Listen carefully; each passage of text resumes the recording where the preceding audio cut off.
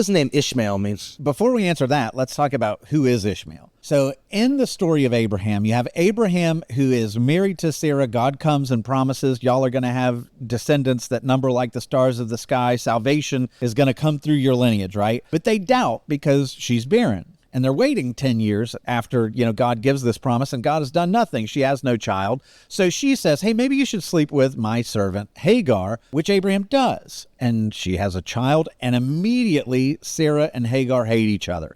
The jealousy's raging. Hagar hates Sarah. Sarah's mistreating Hagar. So Hagar runs away and is planning to go back home. She's endured enormous suffering, and God comes to her and says, whoa, Hagar, I see you. I know you're suffering. I want you to turn around and go back, and I'm going to give you descendants that are numerous. I'm going to bless your offspring. I'm going to do all this, and you're going to have a son, and you shall call his name Ishmael. And the name Ishmael in Hebrew comes from two words, Shema, which means to hear, and El, which means God. And what God is saying is, I hear you. I hear your prayers. You're not ignored. You're not neglected. And an overwhelming sense of worship, she then names the place where she was a name that means you see me. And so for the first time, this woman that has been mistreated for her whole life as a slave, as a concubine, as a means to an end, for the first time, God sees her and says, I want you to name your son. God hears you because I do. And that's exactly what she does.